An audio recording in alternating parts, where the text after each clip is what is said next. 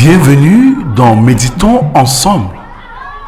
Chaque jour, du lundi au vendredi, nous allons partager un moment de méditation et de réflexion ensemble pour nous connecter à Dieu et à nous-mêmes. Dans un monde où la vie peut être rapide et agitée, nous invitons à prendre un temps d'arrêt pour respirer, pour écouter et pour se laisser guider par la parole de Dieu.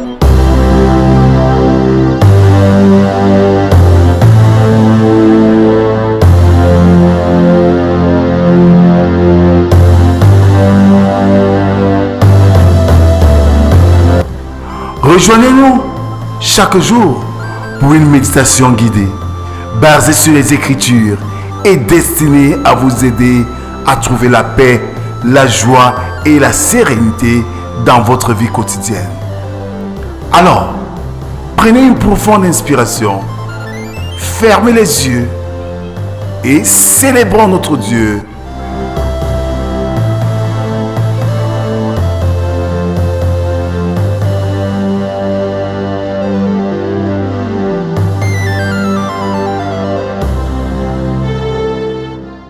Alors bien-aimés dans le Seigneur, bonjour. Nous sommes aujourd'hui le mardi 4 mars 2025.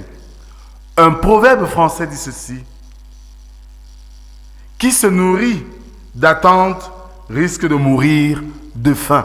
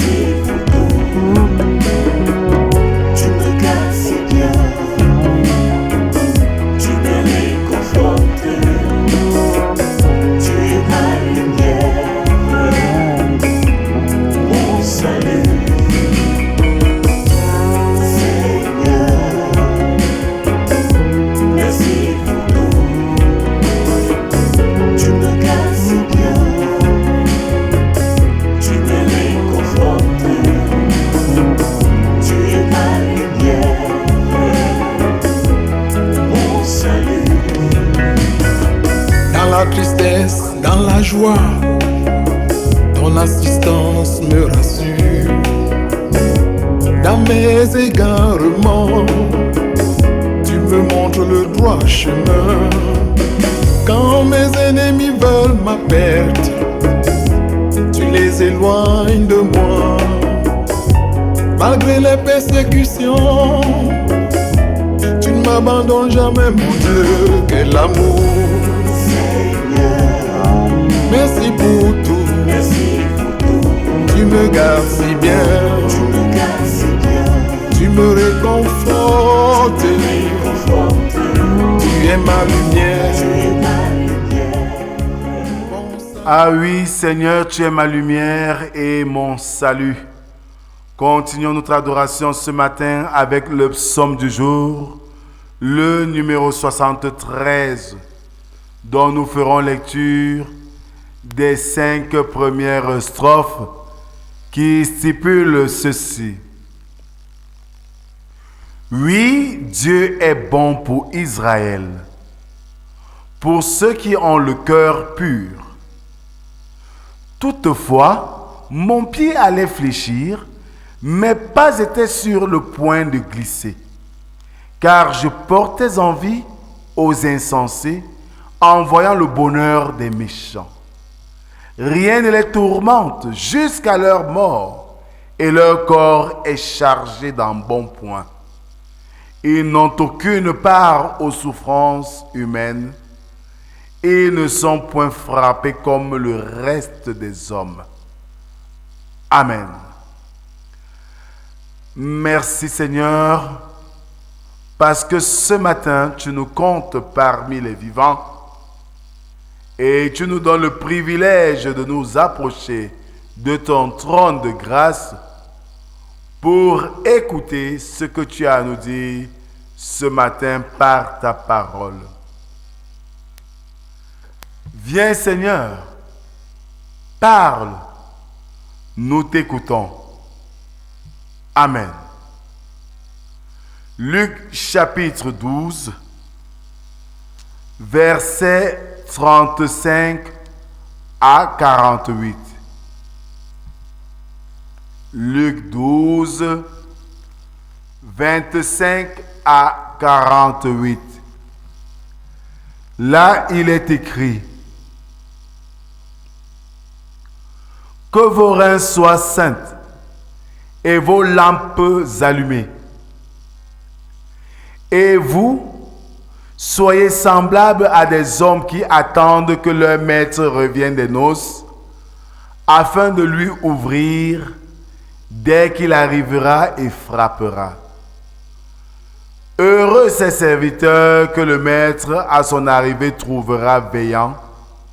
Je vous le dis en vérité, il se scindra, les fera mettre à table et s'approchera pour les servir. Qu'il arrive à la deuxième ou à la troisième veille, heureux ces serviteurs s'il les trouve veillants.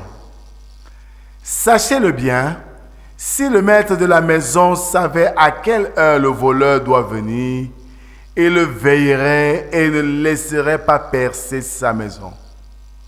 Vous aussi, tenez-vous prêts, car le Fils de l'homme viendra à l'heure où vous n'y penserez pas. Pierre lui dit: Seigneur, est-ce à nous ou à tous que tu adresses cette parabole? Et le Seigneur dit: quel est donc l'économe fidèle et prudent que le maître établira sur ses gens pour leur donner la nourriture au temps convenable? Heureux ce serviteur que son maître à son arrivée trouvera faisant ainsi. Je vous le dis en vérité, il établira sur tous ses biens. Mais si ce serviteur dit en lui-même: mon maître tarde à venir, s'il se met à battre les serviteurs et les servantes, à manger, à boire et à s'enivrer, le maître de ce serviteur viendra le jour où il ne s'y attendra pas, à l'heure qu'il ne connaît pas.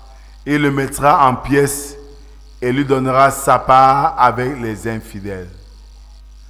Le serviteur qui, ayant connu la volonté de son maître, n'a rien préparé et n'a pas agi selon sa volonté, sera battu d'un grand nombre de coups.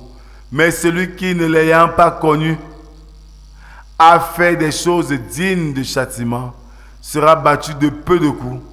On demandera beaucoup à qui l'on a beaucoup donné, et on exigera davantage à celui à qui l'on a beaucoup confié. Je suis venu jeter un feu sur la terre, et qu'ai-je à désirer s'il est déjà allumé? Il est un baptême dont je dois être baptisé, et combien me tarde qu'il soit accompli. Pensez-vous que je sois venu apporter la paix sur la terre? Non, vous dis-je, mais la division.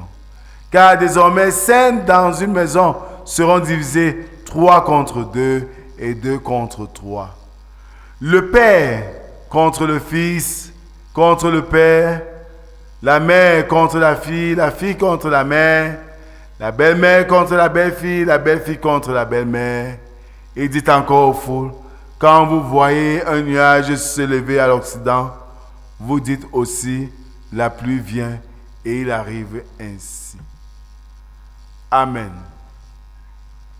Alors, mes frères et sœurs, on peut supposer que les derniers mots de notre Seigneur produisirent dans la foule une de ces émotions soudaines, fréquentes dans de nombreuses assemblées. Peut-être cette émotion s'était-elle manifestée par une sourde agitation ou par d'autres marques de mécontentement. C'est ce qui expliquerait la brusque interruption qu'on observe ici, dans la suite du discours de Jésus. Quelle étrange parole! Il est venu allumer un feu sur la terre. Il y apporte non pas la paix, mais la division. Le feu, il est vrai, nous est quelquefois présenté comme une image des grâces du Saint-Esprit. Mais en cet endroit, il figure autre chose, où si l'on veut, notre Seigneur prédit à la fois l'effusion du Saint-Esprit sur son Église et l'effet de répulsion qu'en éprouvera le monde. La haine naturelle du cœur humain contre tout ce qui vient de Dieu allait donc se montrer par des violences inouïes. Jésus lui-même devait marcher le premier à ce bûcher qu'il est venu allumer. Il y serait baptisé ou plongé. Et comme il ne pouvait sauver son peuple, ni entrer dans sa gloire avant d'avoir été enveloppé par ces flammes, il lui tardait que cela soit accompli. Après lui, ceux qui s'attacheraient à sa doctrine rencontreraient la plus vive opposition de la part même de leurs proches. Et déjà l'on voyait commencer l'incendie. Beaucoup pensent que Jésus aurait mieux fait de laisser le monde tranquille. Oui, mais nulle âme n'aurait été sauvée. Bien-aimés, Jésus est venu ouvrir nos yeux, nous enlever le voile pour que nous vivions dans la vérité et en toute humilité. Amen. Merci Seigneur pour ce jour nouveau que tu nous accordes et pour ta parole qui vient d'être annoncée, nous interpellant à reconnaître la puissance que la vérité de la parole peut déclencher dans la société.